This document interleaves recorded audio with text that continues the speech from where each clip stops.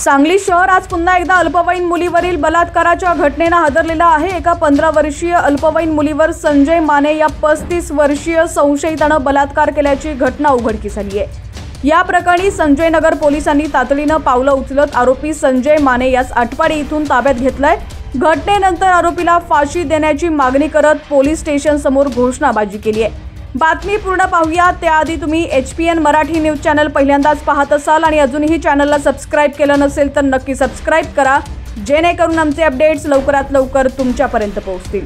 तर काँग्रेस नेत्या जयश्री पाटील, भाजपा नेते शिवाजी डोंगरे यांनी पोलीस अधिकाऱ्यांची भेट घेत आरोपीवर तातडीने कारवाईची मागणी केली आहे। दरम्यान या घटनेनंतर तातडीने संजय नगर पोलिसांनी आरोपी संजय माने यास गुन्हा दाखल होताच 2 तासात ताब्यात घेतलंय।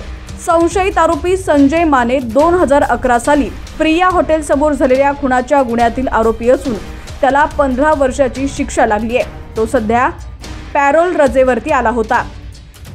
गेल्या महिन्यात त्या पीडित मुलीला "तू मला आवडतेस" असं म्हणून विनयभंग केला होता। त्याबाबत पीडित मुलीनं कुठेही वाच्यता केली नाही। काल 23 ऑगस्ट रोजी रात्री 9:30 सुमारास त्यानं पीडित मुलीला बोलावलं, तिला जबरदस्तीने आपल्या घरात नेऊन तिच्यावरती लैंगिक अत्याचार केले, तसंच याबाबत कुठं वाच्यता करू नये म्हणून धमकी दिली। आज सकाळी हा प्रकार उघडकीस आल्यानंतर पीडित मुलीच्या आईनं पोलिसात तक्रार दिली। तक्रार दिल्यानंतर 3 पथकाच्या माध्यमातून अवघ्या 1.5 तासात आरोपी संजय माने यास आटपाडी इथून ताब्यात घेतलाय। दरम्यान घटनेची माहिती मिळताच स्थानिक नागरिकांनी आणि पीडित मुलीच्या नातेवाईकांनी संजय नगर पोलीस ठाण्याच्या आवारात गर्दी करत आरोपीवर कडक कारवाई करत घोषणाबाजी केली। या प्रकरणी आरोपी संजय माने याच्या विरोधात BNS 65(1), पॉक्सो कलम 4 आणि 6 अंतर्गत गुन्हा दाखल करण्यात आला असून आरोपी संजय माने यास ताब्यात घेण्यात आलेला आहे।